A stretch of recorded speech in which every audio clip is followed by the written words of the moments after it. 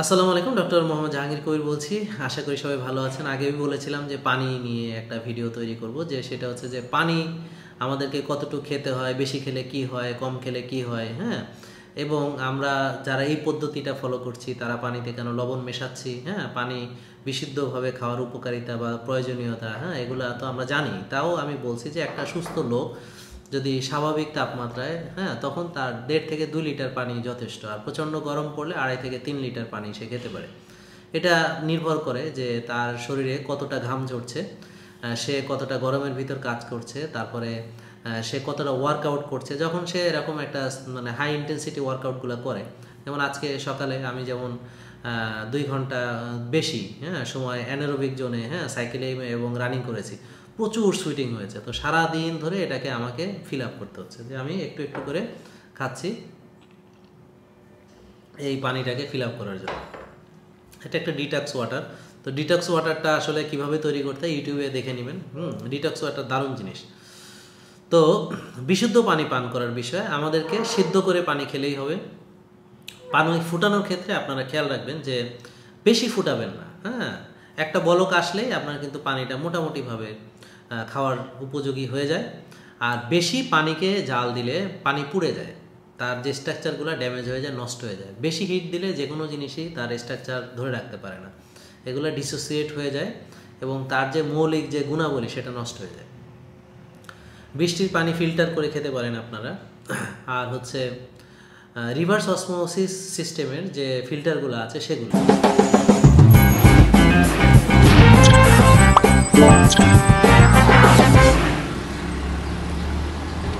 আর বাজারে অন্যান্য যেসব ফিল্টার আছে উইদাউট রিভার্স অসমোসিস, সেগুলোতে খুব বেশি এটা আপনি পাবেন না। তো ফুটন্ত পানি আর হচ্ছে আরও সিস্টেম, রিভার্স অসমোসিস সিস্টেম, এটা আপনারা চেষ্টা করবেন। আর এখন পানি পরীক্ষা করার জন্য একটা যন্ত্রও পাওয়া যায়।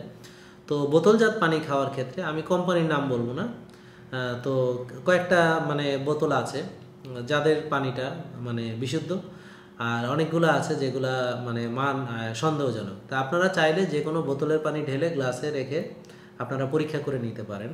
দেখবেন যে কোন পানিটা রং বদল করতেছে, কোনটা অ্যাকুরেট রং আছে, এটা কিন্তু এখন পাওয়া যায়। তো আপনার পানি খাওয়ার বিষয়ে যদি বেশি পানি খেয়ে ফেলেন তাহলে কি সমস্যা? আমরা যখন পানিটা খাচ্ছি শুধু পানি খাচ্ছি, আর যখন পানিটা প্রস্রাব আকারে বা ঘাম আকারে শরীর থেকে বেরিয়ে যাচ্ছে তখন কিন্তু দেখবেন সেটা নোনতা, লবণাক্ত, অর্থাৎ সেটা ইলেকট্রোলাইটস নিয়ে, সোডিয়াম ক্লোরাইড সব নিয়ে শরীর থেকে বেরিয়ে যাচ্ছে। তো এইভাবে যদি আপনি বেশি বেশি পানি খান আর প্রচুর প্রস্রাব করেন বা মানে ঘেমে এটা থেকে শরীর থেকে বেরিয়ে যায়, সেক্ষেত্রে আপনার সোডিয়াম ক্লোরাইড এগুলোর ঘাটতি হয়ে যেতে পারে, হাইপোনাট্রিমিয়া ডেভেলপ করে যেতে পারে। তো আমাদেরকে খেয়াল রাখতে হবে যে প্রস্রাবের রঙটা যেন একদম সাদা না হয়, আবার যেন খুব গাঢ় কালার না থাকে, হালকা একটু হলুদ কালার থাকবে, স্ট্র কালার সামান্য। এতে করে বোঝা যাবে যে আপনি যদি ওভার মানে ড্রিঙ্কিং করেন তাহলে একদম পরিষ্কার সাদা থাকবে। আর যদি দেখা যায় যে একদমই পানি না খান তাহলে একদম গাঢ় থাকবে, যেটাও মানে কাঙ্ক্ষিত না। তো প্রস্রাবের রঙটা খেয়াল রাখবেন যে আপনার একটু হালকা স্ট্র কালার, যে একদম সাদা না, সাদার চেয়ে একটু, হ্যাঁ, মানে স্ট্র কালার সামান্য। তাতে করে বোঝা যাবে যে এটা ঠিক আছে। আর পানির সঙ্গে যারা আমরা দৌড়াচ্ছি, যারা আমরা মানে এক্সারসাইজ করছি, তখন তো ঘামের সাথে বের হবে, তখন তো এটা আমাকে পানি খেতে হবে। তখন আমরা পানির সঙ্গে একটু লবণ মেশাবো। তাতে করে কি হবে, আমার যে সোডিয়াম ক্লোরাইডের যে ব্যালেন্সটা ঠিক থাকবে। এখন আগে মানে অ্যাথলেটরা কার্বস লোডিং করতো যখন তারা রান বা এই ধরনের অ্যাথলেটিক পারফরমেন্সে যেত। এখন অনেকেই কিন্তু মানে সল্ট বা লবণ লোড করছে, হ্যাঁ, তারা লবণ মিশ্রিত পানি খাচ্ছে। এটা ইন্টারন্যাশনাল যারা অ্যাথলেট তারা কিন্তু এই কাজটা করছে। তো কারণ কি, তখন ওই সময়টা আপনার শরীরে যে প্রচুর পরিমাণে আপনার বেরিয়ে যায়, সোডিয়াম ক্লোরাইড বেরিয়ে যায়। আমি যদি শুধু পানি খাই তাহলে আমার এটা কি হয়, সোডিয়াম ক্লোরাইডটা, ইলেকট্রোলাইটটা, ব্যালেন্সটা নষ্ট হয়ে যায়। তাই জন্য আমাকে বুঝতে হবে যে বেশি পানি খেলে কিডনির উপর চাপ পড়ে, তাহলে আমি অতিরিক্ত পানি খেতে পারবো না। অনেকেই আছে যে 7-8 লিটার পানি খায় আর শুধু প্রস্রাব করে, তো এটা শরীরের জন্য মারাত্মক ক্ষতি। এটা আপনার ব্লাডারের উপর চাপ সৃষ্টি করছে, তো ব্লাডারেরও তারা 12টা বাজাচ্ছে। তো এই জন্যে সবসময় আমাদেরকে পরিমিত, পর্যাপ্ত, এই কথাটা খেয়াল রাখতে হবে। এবং শীত, গ্রীষ্ম, হ্যাঁ, বর্ষা, এই সিজনগুলোকে আমাকে রেসপেক্ট করতে হবে যে কখন কোন সিজনে কতটা আপনার পানি লাগবে। তো এই বিষয়গুলো যদি আমরা লক্ষ্য রাখি, পানির বিষয়টা, বিশুদ্ধতার বিষয়টা, হ্যাঁ, আর আপনি জানেন যে পানিবাহিত রোগগুলা ছড়াচ্ছে, বিশেষ করে টাইফয়েড। হ্যাঁ, তো এই পানিবাহিত রোগগুলা আমাদের প্রচুর টাইফয়েডের রোগী এখন পাচ্ছে। তো এটার বিরুদ্ধে টিকা আছে, আপনারা টিকা ব্যবহার করতে পারেন এবং কখনোই বাইরের পানি খাওয়া আপনার উচিত হবে না। আপনি আপনার ট্রাস্ট যে আছে বোতল কোম্পানি সেটা খেতে পারেন, কিন্তু ওখানেও মুশকিল, প্লাস্টিকের বোতল সেটাও একটা ক্যান্সার। হ্যাঁ, সেটাও ঝামেলা, কই যাব আমরা।